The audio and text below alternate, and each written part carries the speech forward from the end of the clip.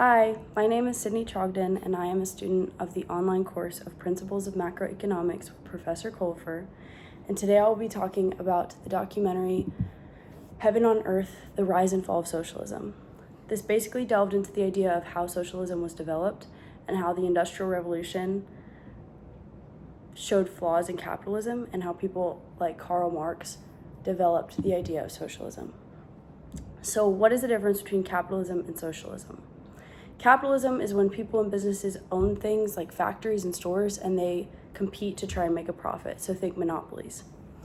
Socialism, on the other hand, is the government and citizens share ownership of businesses and land. The goal is fairness and equality and an even playing field, things like that. So who were Marx and Engels and what did they think was wrong with capitalism? Marx and Engels were writers who believed capitalism was unfair because workers did all the work but didn't get enough of the profits. They thought rich people took advantage of poor workers, which was true, and the Industrial Revolution highlighted on that because there were poor working conditions during the Industrial Revolution in the face of new technology and the idea of assembly lines and things like that. So how did they want to fix the problem? They believed the workers would eventually rise up, take control, and create a system where everything was shared and fair. What does from each according to his abilities to each according to his needs mean? It means people should work to the capacity that they can, and in return they get what they need to live. How does social change happen slowly or through revolution? The documentary I'm not really sure on this question because the documentary showed that some people believe the opposite and they believe in big, fast change, but others believe it can come slowly over time. So it was kind of a toss-up just between people with different mindsets. What do proletariat and bourgeois mean? Proletariat means working people who don't own businesses, and bourgeois means the wealthy who own businesses and factories. How did Marx and Engels influence Lenin?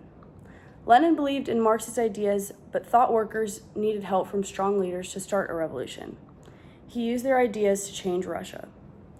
So basically, Lenin liked the basis of their ideas, but he still believed in a higher power sort of guiding individuals.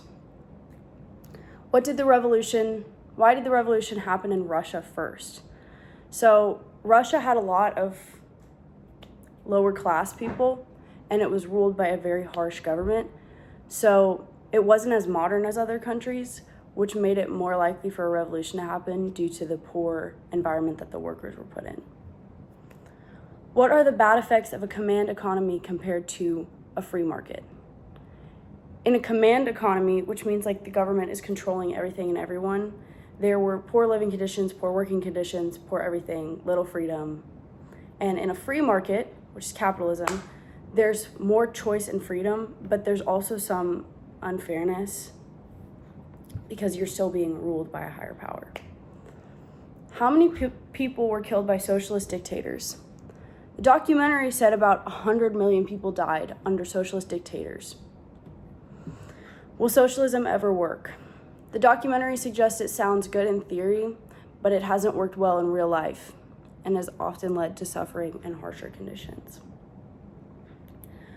So all in all, this documentary really it's not surprising because I did know all these things, but it was just shocking to see it all laid out in front of me, I think is a good way to put it. And I hope that a balance is found all throughout the world. And I understand that not everyone can just go willy-nilly and do whatever they want, but I do hope balance is a deciding factor when it comes to the state of working conditions and economy and living conditions.